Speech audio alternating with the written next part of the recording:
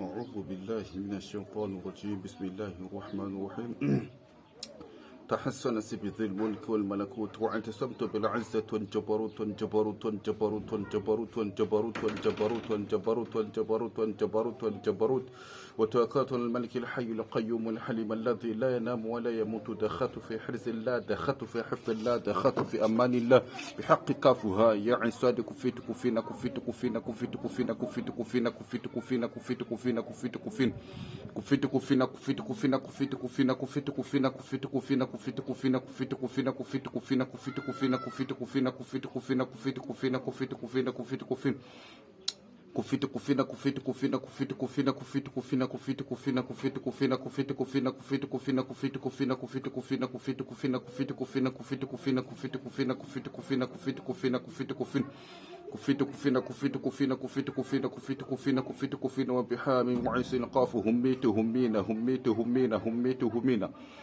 وبلا حول ولا قوة إلا بالله العلي العظيم اللهم إني أسألك باسمك الجبار الذي تجبرت على جميع خلقك صدق الله العلي العظيم نعم السلام عليكم ورحمة الله تعالى وبركاته كواتر الإسلام هريمانا أباني نامي hamalungi kwa musakandi nungi kwa musakandi aho muherereye hose abari hanze y'igihugu abari mu gihugu hagati abari mu gukiza hamata y'ubuki cyo Burundi ndabaramukije muri hose aho Imana bari namwe hama maze gushimira Imana muri njuru n'isi we dushoboje gushika kuno mayandi no saha kuba tugihumeka kuba tukiganira namwe kuba tukibana ndukora ibiganiro namwe ni ku muhozi Imana kubazi z'Imana hamwe no kugira no n'impamvu ziva ku barongozi bacu beza batowe mu gihugu cyacu cyiza cy'u Burundi hama nizere yuko aho muherereye hose muri amahoro kandi mushima kuko ntawo reka gushima kubera nivyo gaciro kanini cyane gose kubona twaraye twasinziriye turaramuka turavyuka turi bazima kuko hariho benshi batashoboye gushika kuno mwanya no saha hariho benshi tuvugana bamaze gutabaruka abandi bari mu bibazo runaka abandi bari kwa muganga ibindi bintu bitandukanye cyane gose ariko je nabo turi bazima je nawe dufise twarose ibahati yo gushagara gushaka kubona izuba ry'uno munsi tuvuga ati alhamdulillah rabbil alamin Imana ishimwe cyane hama kuri mwanya no saha Dr. Swale Online TV ntiyicaye abandanya abashikiriza ibiganiro byinshi abashikiriza ibimenyetso byinshi kugira ngo kira muntu wese ashobore kwimenya ashobore kwitahura kugira ngo ntazogire uzovuga ati Dr. Swale Online TV ntiyabashikirije Dr. Swale Online TV nkuko bimeze nkuko yababwira imisose ibiganiro by'iwe kenshi ibiganiro byigisha bifise akamaro kanini mu buzima bwa kiremwa muntu akamaro kanini ku buzima bwawe ku bw'umudamu wawe ku bw'umwana wawe ku bw'umuvyeyi wawe no kubasukuna n'abuzukuruza kubera ibimenyetso tuvuga ni ibimenyetso bigaragaza ingwara runaka ni ibimenyetso twazo kwigira usanga na hamwe kuri channel ya Dr. Swale Online TV ibimenyetso n'inyinshi zitangwa na YouTube irimo zisanga ko ngamba Burundi uretse kuri YouTube ya Dr. Swale Online TV kandi ibimenyetso nanyene mumva bivugwa nta namwe uzibisanga mu Burundi mu mavuriro yose uretse kuzisanga kuri Dr. Swale channel ya Dr. Swale Online TV kubera channel ya Dr. Swale Online TV ivuga ibimenyetso bigaragaza ibyerekeye ibintu byo kurogwa ibintu nk'ivyo onya hama ibyerekeye malaria n'izindi ngwara ivyo onya bisaba bigendeye mu gatwebwe dukora ibyerekeye abarozwe ibintu byabwebwe cyane nk'abantu barodo cyane murakoze cyane gose hama turabandanya twashikiriza ibiganiro byacu Dr. Swale Online TV uheruka twatanze ikiganiro kivuga ibimenyetso simusiga bigaragaza umuntu agomba gutangwa ikimazi twarabivuze cyane tuvuga yuko abantu benshi muri channel ya Dr. Swale Online TV aho muri hose nga hanze mu gihugu cy'u Burundi cyangwa hanze igihugu cy'u Burundi mugerageze muze muratunga umuze waduhereza ingufu baje kuri ikiganiro kugira passage na sabone kugira ngo ibiganiro byacu byacu kwikiranwe n'abantu bose ku nkingi zine zigize isi yose makuru manga tuvuge ibimenyetso bigaragaza umuntu yagize ibimenyetso bigaragaza umuntu yarozwe ibimenyetso bigaragaza umuntu yarozwe uburozi bwo kugira uburozi bwo kugira bwo kumwankanisha uburozi bwagaze ibimenyetso bigaragaza umuntu akora uburozi bw'irante bwo kumwankanisha, bwo kumwahukanisha, bwo kugutegana na boss wawe, bwo gutuma uboneka nabi mu ahantu utuye, ahantu uherereye, kubwo nubwo ukora bwiza gute bitabona nka ari byiza. Nivyo nyine turavuga ibimenyetso byabyo, nubwo nubundi burozi. Umuntu wese uzi kudahuza n'umuntu, umuntu wese uzi ukazi ukora udahuza nabo n'abagukoresha, umuntu wese uzi yuko wewe ubwo muvuganye wese mutavana kabiri, umuntu wese uzi yuko ugize ngo gukora umugambi, utanguje umugambi na mugenzi wawe haheze ukwezi cyangwa amezi ukaca muvana, byose bigaragaza ko bigaragaza umuntu akora uburozi bwo gutandukanywa, bwo kumucanishamwo no kumuzanira ibibazo mu buzima bwe bwa misi yose. Reka rero tubirabe.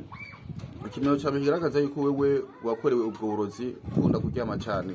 Umuntu ukunda kuryama cyane gose, ikunda kugira itiro rirenze cyane gose, ukunda kuryama cyane gose.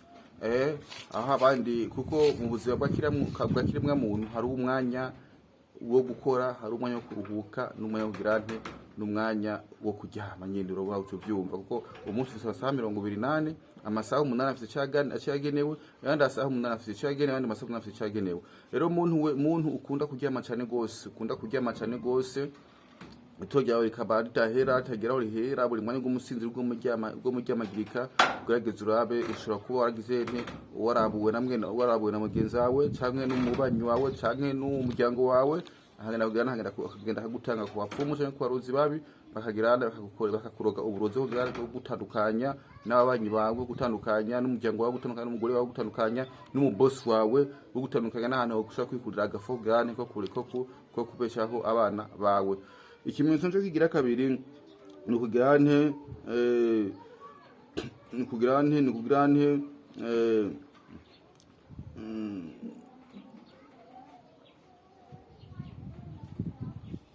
gutanguza ikintu kirimo gitanguje muri nk'abantu babiri, gitanguza ku nyungu runaka, hama hantu hagera kugira ngo ca kintu gire ne gishoye kwagirira akamaro, hama mukacabamwe umwe uri mwebwe mushamucanamwo, basha kubateranya cyangwa usanga bivuye kuri wewe wakorewe ubwo burozi bw'irante nko gutandukanya. Gutanguza ikintu, ushaka gutanguza koperative, ugatanguza umugambi wo kugira ngo tuvuga batereka dukore kino kintu gize kitwungunganye mu buzima bwacu, cyangwa n'ubwejo, cyangwa mu bana bacu, mu buzukuru bacu. Tugitanguza neza, mwumvikanye mumeze neza, hama cyagera hagati, cyame cyagera ku ntango mugiye mu gitangure, akacaho mugirana kutumvikana hagati yanyu mwebwe babiri. Cyo ni kimenyetso kigaragaza yuko wagize nte wakore uburozi bwo gutandukanya, na kira kintu cyose uzogomba gukora gishobora kugira akamaro kuri wewe, akazi kawe, ababanyi, canke abantu bose ubona ko ushaka kugira akamaro kuri wewe. Cyo ni kimenyetso kigaragaza yuko wagize nte waroze uburozi bw'irante bwo kugutandukanya, bwo kwankanisha na kira kintu cyose. Ikimenyetso kigira gatatu ni kugirante. Ikimenyetso kigira gatatu ni ikinya, ni kugirante kugira itiro rinde cyane ugeze ku kazi. Bantu mugeze ku kazi mutanga gusinzira, umuntu ugeze ku biro tutanga gusinzira, ko yakora mu biro agera ku biro tutanga gusinzira, we kubita hasi biki cyane kuri abakora akazi aho hose muri hagezwe n'akazi tutanga gusinzira, muga akazi kahera ntumva itiro, muga hageze mu kazi ukutanga gusinzira cyane gose. Cyo ikimenyetso kigaragaza yuko wewe wakore uburozi bw'irante bwo kukwankanisha, bwo gutandukanya n'umubosi wawe, bwo kugutera kugutera ubukene n'ufyo bimariye, bwo kwankanisha mu gisagara ubamwe, canke mu babanyi bawe, canke mu babosi bawe, canke ku kazi kose ukora. Ikimenyetso kigira kane ni kugirante kugenda muhira, utamuhira uvuye ku kazi warushe gose, washika muhira kugira ngo utangugana na madamu wawe n'abana bawe, kugira ngo muganire ivy'urugo n'ibindi nakazalika. Hama hageraho kumubona nawe kutanga gusinzira, ubunye gafu kutanga gusinzira, buko nawe kutanga gusinzira, ntushaka kuronka kuganira n'umugore wawe n'abana bawe ukatusinzira. Cyo ikimenyetso kigaragaza yuko gizente wakore uburozi bw'irante bwo kuguteranya n'umukenyezi wawe, abana bawe, umuryango wawe, n'abanyi bawe, n'ababosi bawe gukoresha ku kazi. Ikimenyetso kigira gatandatu ni kugirante kumva igikida cyawe kirushe gose, ukuntu ikida cyawe umenga kirushe gose, ukuntu ikida cyawe umenga hari ikintu kiye jena gose, kumenga urarushe gose, kumenga uri jene numeze neza. Cyo kimenyetso kigaragaza yuko yagize nta kuri uburozi bw'irante bwo gushobora kugutandukanya n'abakoresha bawe, canke n'abanyi bawe, canke n'umukenyezi wawe, canke n'abana bawe. Ikimenyetso kigira indwi kuba umunebwe cyane gose, kuba uri umuntu ufise ubunebwe bukabije, kugira ubunebwe bukabije, kuba uri umuntu w'umunebwe gose, kaba uri umuntu w'umunebwe hagira umwanya wo gusenga kumwe ngo ufise ubunebwe, hagira umwanya wo kuninaza Imana kumwe ngo ufise ubunebwe, hagira umwanya wo gukora akazi kiwe kakwinjiza kumwe ngo ufise ubunebwe, ukumva umenga umuntu uguma wiryamiye gusa atakintu kimwe ushobora gukora. Ikintu kigaragaza ko wagize ntakore uburyo bwante bwo gushobora kugutandukanya n'ikintu cyose cyoshobora guteza imbere mu buzima bwawe, kugutandukanya n'ikintu cyose cyoshobora kubera impamvu yo kugira ngo utere imbere mu buzima bwawe.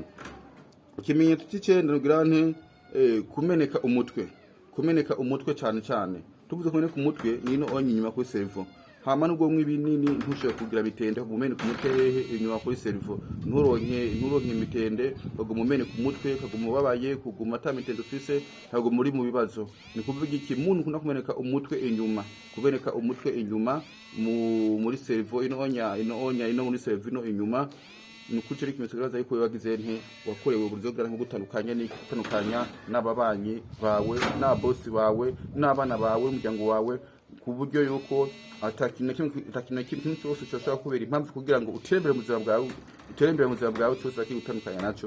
Gerageza rero tubondere wifuza ariko kare amazi agira nti atarenga inkombe. Ikimenyetso kigira cy'umunani, ikimenyetso kigira icakangahe icy'umunani, ikimenyetso kigira icy'umunani naco ni ikinya. Ikimenyetso kigira icy'umunani ni icy'umunani cy'icenda.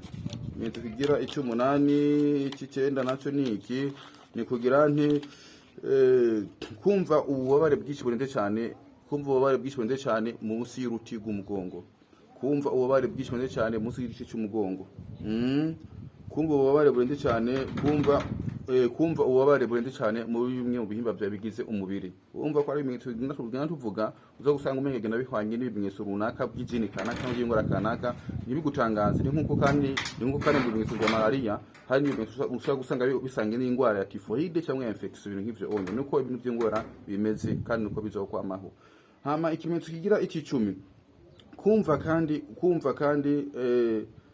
kumva ubabara cyane gose mu giti cy'umugongo, cyane ku bantu b'abagore no ku bantu b'abakobwa bakunda kubabara cyane mu giti cy'umugongo, no ku bagabo ni gake birashika nabwo nyamwe basi keshi kumva ubabara cyane mu giti cy'umugongo, aha anya munsi giti cy'umugongo, aha anya inyuma y'umugongo, ngaha anya kumva ubabara cyane gose, nubwo ufata imiti ntushobore kuronka afasha kuronka mitendo kumva kwa kundi nyene. Ikimenyetso kigira icumi na rimwe, kurota cyane indoto zitanye ubwoba, nasho ikimenyetso kigaragaza yuko wagize warozwe uburyo bwo gutandukanya n'ikintu cyose cyoshobora guteza imbere ubuzima bwawe. Izo ndoto zirubwo nazo nizihe? Kurota cyane nk'inzoka yirabura, iriko yagirana iriko irakwiruka, tuzoraba ingaruka zo kurota inzoka yirabura icanze randi mbara cyangwa imbwa, tuzaraba ingaruka zigaruka nibiki bitera umuntu ukunda kubota indoto nk'izo onye. Hama murakoze cyane gose mubandanye mukurikira channel yacu ya Dr. Swale Online TV, kubera ijako ibiganiro byinshi kandi maze gufasha benshi. Hama mubandanye mugira partage na link kugira ngo channel yacu ishobore kure gose. Hama murakoze wa assalamu alaikum wa rahmatullahi wa barakatuh. Kwa Islamu amahoro y'Imana bane namwe, murakoze cyane.